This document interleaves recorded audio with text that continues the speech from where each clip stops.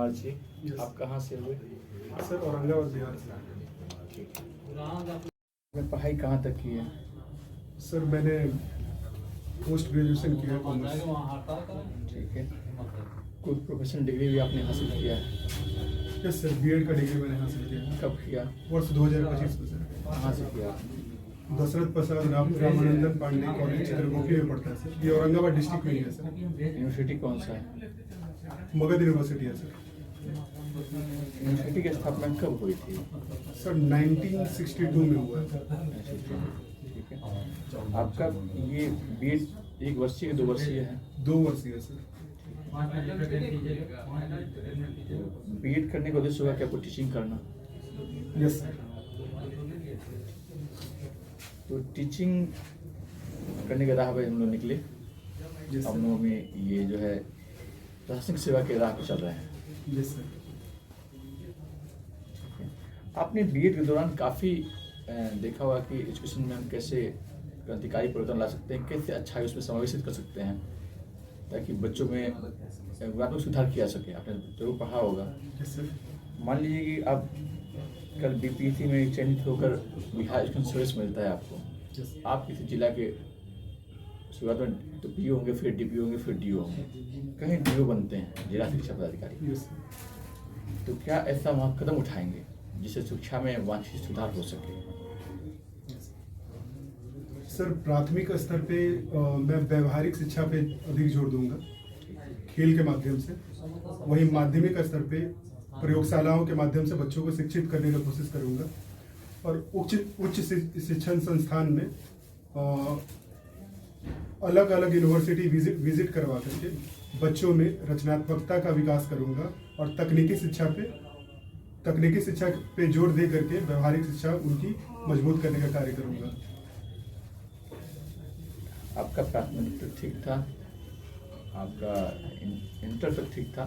University क्या हमारे under में आती है क्या? ये डीओ के अंडर में आपके पास तो एक जिला होगा, एक जिला में कितना यूनिवर्सिटी होगा मेरे पास?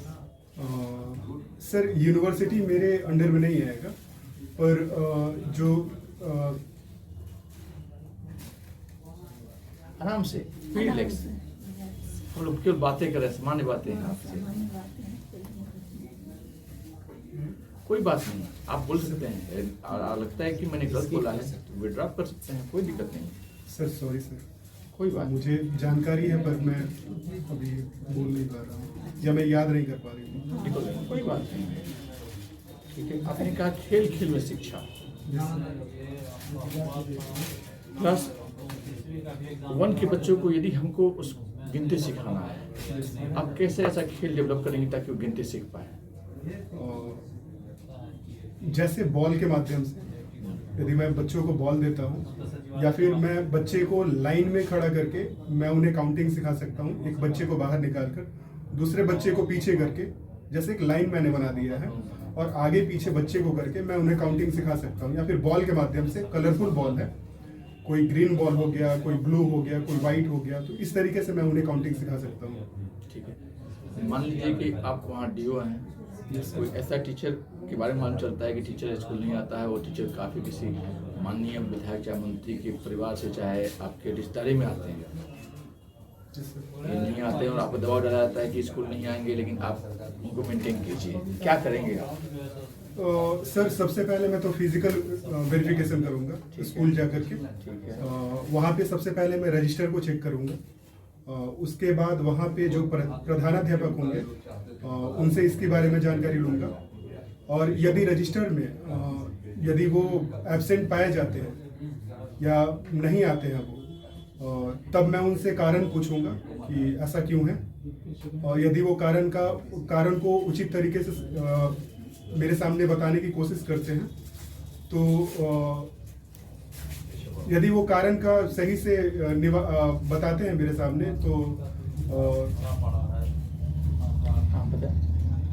यदि वो कारण को मेरे सामने बता पाते हैं तब तो कोई बात नहीं, तब कोई बात नहीं। यदि वो कारण को जस्टिफाई नहीं कर पाते हैं तो मैं इसकी शिकायत अपने उच्च अधिकारियों तक पहुंचाऊंगा, तो लिखित रूप में सर। तो फिर आप डीओ तो खुद डीओ है, आप सक्षम है उसको सस्पेंड करने के लिए, उस विभाग का चलाने के लिए, फिर ये ऊपर क्यों? पहला चीज। दूसरा चीज़ कि आपको नक्शे की बात तब आती है जब आपके नीचे आपका ब्लॉक एजुकेशन अफसर होंगे, आपके नीचे तमाम डीपीओ होंगे, डीपीओ स्थापना होंगे, तो जांच उनके माध्यम से करा के भी तो आप तो अपना काम कर सकते हैं ना। सर मेरी प्राथमिकता होगी फिर स्वयं जा करके किसी घटनाओं को प्रत्यक्ष रूप से देखना सर ज़्यादा सही होता है, इसके ज़्यादा मान्य होता है। आपके लिए सिस्टम इसलिए दिया जाता है ना कि हर एक आप सब जगह हम तो जा नहीं सकते हैं। Yes sir. हमारे पास तो और भी रिसोर्स, हमारे नीचे रिसोर्स बने हुए हैं जो जाके रिपोर्ट देंगे, रिपोर्ट के साथ हम काम कर सकते हैं। सर मैं अलग अलग विद्यालय के लिए एक तो मैं स्वयं ही जा करके सत्यापित करने का कार्य करूंगा, और यदि मुझे कहीं और विजिट करना होगा तो उसके लिए मैं विशेष दल गठित करके जगह जगह लोगों को भेजने का कार्य दूसरी बात कि करूंगा। अब तो किसी को आप ऑफलाइन का अटेंडेंस जल्दी बनता नहीं है। सब तो शिक्षक को सब बैठे बैठे आप वहीं से लोग देख सकते हैं कि आज कौन कितने बजे आया, क्या हुआ। यस इसमें तो कोई हमको लगता ही नहीं। सर केवल डिजिटल होने से ही नहीं सर, हो सकता है कि समय के प्रति जो प्रतिबद्धता होता है, किसी को 10-15 हो जाए आने में, किसी को 10 बज जाए, और एक प्रॉपर टाइम पे डिजिटल अटेंडेंस होता है सर, तो ये छूटने का डर भी होता है सर डिजिटल में। तो मतलब जो भी सरकार ने बायोमेट्रिक प्रणाली लागू की है, चाहे डिजिटल प्रणाली जिससे हम जाके ऐप पर जाके सभी शिक्षक अटेंडेंस बनाते हैं, वो क्या गलत है या कुछ कोई लूप होल है? नहीं सर, कोई लूप होल नहीं है। तो क्या गलत है? बेसिकली ये मानवीय त्रुटि है। यदि मुझे जाना है, जैसे ट्रैफिक में हो सकता है वो फंस जाए, या किसी अन्य कारण से वो सही समय पे नहीं पहुंच पाते हैं, तो ऐसे में क्या होता है कि उनका अटेंडेंस गैप हो जाता है, वो अटेंडेंस बना नहीं पाते हैं। तो डिजिटल माध्यम तो सर बहुत ही क्रांतिकारी माध्यम है, ये होना भी चाहिए सर। तो मतलब आप शिक्षक के मानवीय पक्ष को भी ध्यान में रखते हैं कि लेट से भी आए, नहीं भी आए तो हम उसकी जांच कराएंगे तब। यस सर, मानवीय पक्ष को ध्यान में रखना पड़ेगा। अच्छा, आपने अभी शुरू से लेके आपके जो एजुकेशन है उनमें कॉमर्स को अपनी मुख्य विषय चुना है। अचानक आप प्रशासन ने जो एग्जाम है उसके लिए हिस्ट्री ऑप्ट किया है, इसके पीछे क्या? मैम मुझे बीपीएससी ये इजाज़त देता है कि मैं किसी भी जो दिया हुआ बीपीएससी के द्वारा विषय है, मैं स्वतंत्र रूप से उसका चयन कर सकता हूँ। साथ ही मेरी एक रणनीतिक सोच थी इसको लेकर के कि ये मेरे जीएस में हेल्प कर सके, और जीएस में इसका थोड़ा वाइडर टर्म होता है, अधिक मात्रा में क्वेश्चंस यहाँ से पूछे जाते हैं, इसके लिए मैम मैंने ऑप्ट किया है। अच्छा, आपने लिखा है कि आपके आदर्श माता पिता है, तो कोई दो बातें ऐसी जो आपको प्रशासनिक सेवा में एकदम पुरजोर रूप से आपको समर्पित करने में मदद करेगी? लोगों के प्रति, सॉरी मैम मुझे लगा नहीं बोलिए। लोगों के प्रति सहानुभूति। अच्छा, ये मानवीय पक्ष का सबसे बड़ा गुण होता है कि लोगों के प्रति हम कितने सहानुभूति रखते हैं। सहानुभूति आज के समय में थोड़ा पीछे पड़ गया है, इसके लिए आ गया है अब इम्पैथी। Thank you ma'am. समझे, समानुभूति। Your shoes in my foot, समझे ना। और दूसरा कारण, हाँ, तो हम जब अगर कहेंगे मानवीय पहलू को, तो हम उसमें कहेंगे इम्पैथी, समानुभूति। धन्यवाद। ठीक है। और दूसरा है अपने परिवार को लेकर के चलना। ये वही व्यक्ति कर सकता है जिसके अंदर भावनात्मक, चयनात्मक, साथ ही पारिवारिक मूल्यों को लेकर के जो मनुष्य के अंदर होना चाहिए वो उनके अंदर है, जो मुझे अच्छा लगता है। ये दो कारण है। और जो प्रशासन में यदि मैं जाता हूँ तो इसको लागू करने का कोशिश करूंगा, और मैं स्वयं इसे फॉलो करने का कोशिश करूंगा। तो एक टीचर क्या अच्छा प्रशासक हो सकता है? आपने बीएड ऑप्ट किया टीचर बनने के लिए, तो टीचर और प्रशासक में कौन महान है? मैम दोनों अपनी जगह महान है। प्रशासक का काम है शांति व्यवस्था बनाए रखना, लोगों के विकास में योगदान देना। एक शिक्षक का काम है कि मानव पूंजी को निर्मित करना, एक अच्छे नागरिक को बनाना, एक मानव पूंजी का निर्माण करना जो देश के विकास में अपना योगदान दे सके। और उस विकास को लागू करने के लिए एक प्रशासक कार्यरत होता है इसके जरिए। क्योंकि बीएड पे हम लोग कंसंट्रेट कर रहे हैं, आपका बीएड है भी। आप ये बताइए कौन सी योजनाएं सरकार के द्वारा संचालित की जा रही हैं जो हमारे प्राइमरी और सेकेंडरी एजुकेशन में लागू किया गया सरकारी योजना कौन सी है जो आप जानते हैं? मध्याह्न भोजन है सर, एमडीए और मध्याह्न भोजन है वो, सब पढ़े सब बढ़े, ये योजना नहीं ये लोगो है। आदर्श आदर्श वाक्य है। आदर्श लोगों, साइकिल योजना, पोशाक योजना, साइकिल योजना, ठीक है। लड़कियों के लिए पोशाक योजना, छात्रवृत्ति योजना, हम्म। महिलाओं के लिए जो उनके विकास में योगदान देती है। तो नहीं ये सबों के लिए है, महिलाओं के लिए ही नहीं है। साइकिल योजना, साइकिल योजना भी अब सबों के लिए, ये पोशाक महिला प्रोत्साहन राशि से मैं बोलना चाह रहा था। महिला प्रोत्साहन राशि ऊपर क्लासेस में है, ऊपर नीचे- हाँ, उच्च शिक्षा में है। अभी एनईपी 2020 का अध्ययन आप किए होंगे। हाँ, यस सर। सबसे पहले हमको ये बताइए, उस पे आने से पहले आप हमको ये बताइए कि इन योजनाओं से क्या छीजन दर घटा है? सॉरी सर, मैं सुन नहीं पाया। इन योजनाओं से एमडीएम, साइकिल, पोशाक, स्कॉलरशिप, इन सब योजनाओं से छीजन समझते हैं ना? नहीं sir. Drop out drop out समझते हैं? हाँ बिल्कुल सर। तो ड्रॉप आउट रेट घटा है या नहीं? Yes sir, drop out ratio घटा है। मैं पिछले साल का इकोनॉमिक सर्वे, मैं डेटा सर सॉरी सर मैं याद नहीं कर पा रहा। मैंने देखा है, उस रिपोर्ट में देखा गया था कि प्राथमिक और माध्यमिक शिक्षा पे बच्चों का ड्रॉप आउट रेशियो घटा है, जो लगभग 80 से 85% के आसपास थी सर, जहाँ तक मैं याद कर पा रहा हूँ सर। क्या ये इन योजनाओं के पीछे सरकार का उद्देश्य क्या है? सर सबसे पहला उद्देश्य है नामांकन दर को बढ़ाना, एक मानव पूंजी का निर्माण करना, उद्यमिता का विकास करना, उद्यमिता का विकास से कैसे हो पाएगा? साइकिल योजना से या पोशाक योजना से? सर साइकिल योजना के माध्यम से नहीं सर, मैं नेप पे सर मैं बात कर रहा हूँ। ये जो नहीं, नेप, हम इस योजनाओं अच्छा ये योजनाओं का से बोल रहे हैं। क्या असर पड़ा प्राइमरी और सेकेंडरी एजुकेशन पे? सर सबसे पहले तो ड्रॉप आउट रेशियो घटा है, नामांकन दर बढ़ा है, महिला शिक्षा के प्रति लोग जागरूक हुए हैं, जिससे महिलाओं की शिक्षा में लगातार वृद्धि देखने को मिल रही है। और साथ ही स्वतंत्र विचार बच्चों के अंदर दिया गया है, साइंटिफिक टेम्परामेंट को बढ़ाया गया है इनके द्वारा, और एक वित्तीय जो स्थिति है वो इनसे सुधरी है। जैसे हायर एजुकेशन के लिए जो राशि दी, अगर ऊंचे क्लास में जाते हैं जो राशि दिए जाते हैं तो उसका यूज वो शिक्षण संस्थान में एडमिशन लेने के लिए या फिर सबसे पहले जो एमडीएम योजना चली, इससे कोई सामाजिक परिवर्तन भी हुआ या सिर्फ एजुकेशनल कुछ वृद्धि हो गई, छीजन दर घट गया, नामांकन बढ़ गया, या सामाजिक असर भी कुछ पड़ा है क्या? सर इसमें सर सामाजिक असर भी पड़ा। क्या सामाजिक असर? लोगों के मनोविज्ञान बदले हैं, मनोवैज्ञानिक बदलाव हुआ। कैसे? नामांकन को लेकर के माता पिता के अंदर बच्चे को पढ़ाने की भावना जागरूक हुई। इसमें फीडबैक थोड़ा दे दीजिए। फीडबैक ये कि एमडीएम योजना से एक सबसे बड़ा असर ये पड़ा कि जो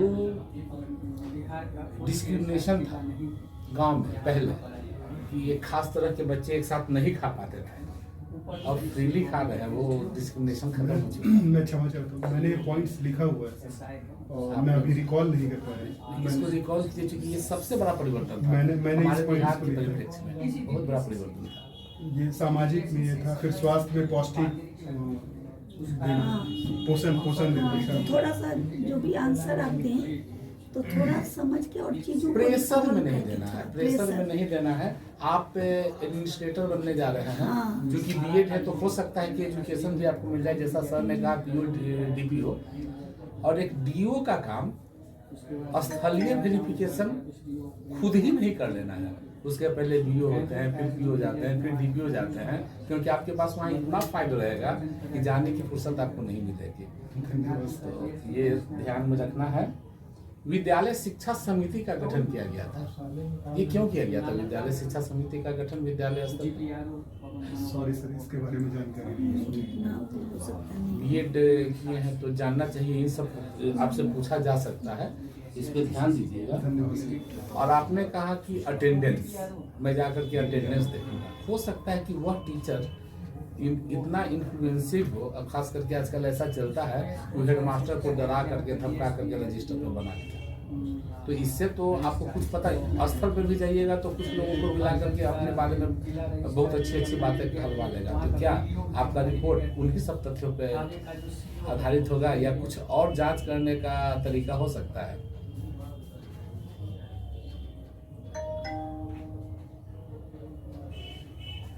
अगर ये प्रश्न किया जाए तो सबसे बेहतर ये होगा कि आप उस शिक्षक का मूल्यांकन बच्चों से करें। उनका रूटीन क्या है, अलॉटेड है, उस रूटीन के अनुसार बच्चों में एम जानते हैं, एक एम होता है, आप पढ़े होंगे बीएड में, मिनिमम लर्निंग लेवल।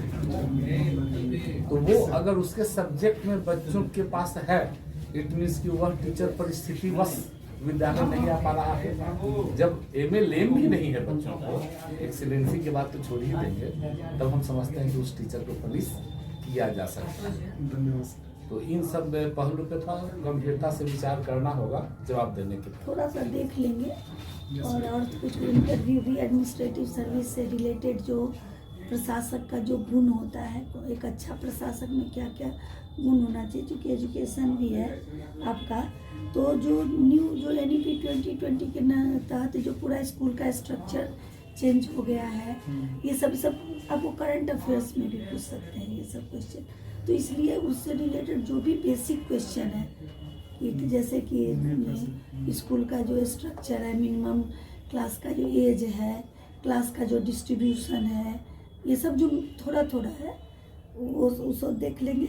दूसरा है कि एक्टिव लिसनर बने जब कोई बोल रहा है इंटरव्यूअर, क्योंकि यही टाइम आपके लिए बहुत मायने रखने वाला है। आप यहाँ पे प्रेजेंस ऑफ माइंड से हट नहीं सकते हैं एक सेकेंड के लिए भी, और आप में वो क्षमता है, तभी आप यहाँ तक आए हैं। तो अपने क्षमता के बेहतर यूटिलाइजेशन के लिए आपको थोड़ा सा एक्टिव लिसन, मतलब जब बोल रहे हों तो हम पूरी कंसंट्रेशन, हम अपने कंसंट्रेशन को, जो हार्ड कंसंट्रेशन होता है ना, उस तरह से उनके एक एक वर्ड्स को, अगर आप नहीं समझ पाए तो एक बार फिर पूछ लिए, पढ़िए। ठीक है, हाँ पढ़िए। ठीक है ना, ठीक है। एक बार पूछ लीजिए। मैंने जो देखा जब आप आए, ठीक है, आप एंट्री किए, सही है। बैठने के बाद शायद आपने पीछे कुर्सी देखा था, शायद देखा था घूम करके ये कुर्सी कहाँ है। हाँ सर, मुझे दिखा नहीं। ठीक है, मुझे लगा था उस समय वाला चीज। दूसरा चीज कि अब हो गया, तो आपका हम लोगों ने एक्चुअली पहला दिन था आपका, हमने तो आपने तो आपके विषय बात किया, हिस्ट्री की बात बहुत किया। अच्छा नहीं आप क्या नाम है, आपका प्रेफरेंस से मैंने बात किया, चूँकि आपका बीएड था तो मैंने आपको वहीं तो बात की, छोड़ दिया। फर्स्ट था, इसमें पता पहली बार इंटरव्यू आपका बीपीएससी सर में इससे पहले कौन सा दिए थे? 64 दिए सर। 64 दिए सर। इंटरव्यू दिए हैं? हाँ पहले दे चुके। तो क्या कितना दिया था इंटरव्यू में? सर 72 था पिछली बार। 120 मिनट कम क्यों हो गया? सर वो हिंदी पे आ गए थे, संधि समास, तो पढ़े हुए काफ़ी समय हो तो गया। आपका तो हिंदी सब्जेक्ट है नहीं। सब्जेक्ट तो है। तो जैसे मैं माफ़ी चाहता हूँ ये वर्ड यूज करता हूँ, क्योंकि मेरा बैकग्राउंड ऐसा ही रहा, हिंदी मीडियम से। सब हिंदी में, हम लोग भी गाँव के हाँ, स्कूल, कोई कोई बात नहीं नहीं, है। हम लोग गाँव के हाई स्कूल और पढ़े। संधि समास वगैरह पूछने हाँ, लगे। ठीक है, तो बेसिक चीजें तो नर्वस कोई हो बात गया था। नहीं, आज भी मैंने देखा आपको, इसलिए हाँ, मैंने हम क्यों आप कर रहा था, जो एंट्री की तरफ से मैं आपसे बात कर रहा हूँ। और दूसरा चीज की देखिए, बाल आपके हम लोग के कुछ बड़ा बाल हुआ है क्या आपका? बाल कुछ बड़ा है आपका? देखिए, महसूस कीजिए इस चीज को। हमको तो लगा आपका सर, हेलमेट जो ही लगा- कान, आपके बाल अभी कान को टच करने गए तो हम ये मान करते हैं कि मेरे बाल अब थोड़े बड़े। मुझे कहना है कि बाल थोड़ा स्मार्ट बनेंगे, हमको अपना फीलिंग होना चाहिए कि मैं स्मार्ट के लिए। ठीक है, आज तो हम शेविंग किए थे आज। Yes sir. हाँ, शेविंग करना है, और वास्तव में आपका लुक काफ़ी अच्छा है और स्मार्ट दिख रहे हो यार, जो क्वेश्चन देने हैं, अपीयरेंस काफ़ी आपकी अच्छी हैं। और देखिए, जो भी हम और पूछा जाए जवाब देना, 2 सेकंड तक 5 सेकंड में पहुंच जाए, बस सोच लेकिन वो बोलना क्या है। जैसे आप बोलते बोलते तुरंत यूनिवर्सिटी तक पहुंच गए, प्राइमरी यूनिवर्सिटी। यदि आप कॉन्शियस माइंड बोलते ना, यूनिवर्सिटी बोल ही नहीं सकते थे, हाँ। नहीं बोलेंगे। थोड़ा सा बहुत अच्छा मतलब सर। और जैसे जब दूसरा चीज जब हम बोले ना, तो तारतम्यता मौजूद होनी चाहिए हमारे में, कि क्रमबद्ध होता है हमारा। ऐसा क्या होना चाहिए, एक क्रम अनुसार होना चाहिए, ठीक है। तीसरा चीज है कि उत्तर देने से पहले मैं बोला कि आप जो क्या करें कि समय ले लें, पॉज। मैंने कहा कि आप पॉज लीजिए तब अपना बोलिए। जो होता है कि हम्बल लें। जब भी आप, मैंने आपको बताया था, आपने सर ने एक योजना के बारे में पूछा, मैंने आपको 2 योजना बताई थी, साइकिल योजना, पुस्तक योजना। सामने जब सपोर्ट करते, जब मैडम सपोर्ट की थी, थैंक यू जरूर बोलना है यार, ये तो बेसिक करते हैं किसी के साथ में। जी कोई सपोर्ट आप करता है तो क्या बनाया, थैंक यू यार, हम लोग व्यवहार में वैसा करते हैं। धन्यवाद सर। ये सब ध्यान दिए। और और क्षमा चाहता हूँ सर। नहीं अरे, नहीं, और बहुत अरे यार, बढ़िया। कोई अरे, आपका अच्छा आपका रहा। बहुत अच्छा रहा, हम सच तो कह रहे हैं। शुरुआत में आप मैंने जरूर अर्जुन किया। 100 से ऊपर इस बार लेकर आएंगे। तो अच्छा है, समझे ना? आपका अच्छा है, काफी अच्छा है। ये सब ध्यान, बेसिक चीज है, कटसी है ये चीज। अच्छा लोग, और क्या अच्छा, मान लीजिए कि आपके सामने कोई बच्चा है, आपसे अगर प्यार से बात करे, आपको सम्मान जो खराब लगेगा, आपको नहीं लगेगा। यही तो काम वहाँ करना है, वहाँ बैठे हैं सब बाबा की उम्र के लोग हैं, उनसे अच्छा से रिगार्ड कर लेना है आपने यार। कि बहुत कुछ पॉइंट बहुत मानवीय पहलू है। अब एक और टर्म आ गया है, जब मानवीय पहलू पे जाएंगे, वैल्यू सिस्टम पे, तो रेजिलेंस, रेजिलियंस, yes, ma'am। समझे ना, सिंपैथी, इम्पैथी, रेजिलेंस। तो ये तीनों का, आप हिंदी मीडियम में तो तीनों का हिंदी कितना सत्य, क्योंकि आप बार बार मूल्य बोल रहे हैं, सामाजिक मूल्य है, पारिवारिक मूल्य बोल रहे हैं, वैल्यू सिस्टम बोल रहे हैं, तो आपको जानना चाहिए। और सिंपैथी सब मतलब ऑटोक्रेटिक वर्ड हो गया, वो आप किसी पे दया दिखा रहे हैं, आप होते कौन है इतने दया दिखाने वाले, समझे ना। Thank you यार। ठीक है, बहुत अच्छा रहा, बहुत अच्छा, वेल एक डन। चीज और है अमित जी, जैसे हमने आपसे एमडीएम का सामाजिक पहलू पूछा था, तो आपको ध्यान देना चाहिए कि सामाजिक पहलू पूछा जा रहा है, तो समाज पे क्या इम्पैक्ट हो रहा है। बहुत बड़े बच्चों के नामांकन के बारे में वहाँ नहीं बोलना है, ये सब ध्यान रखिएगा। ओके।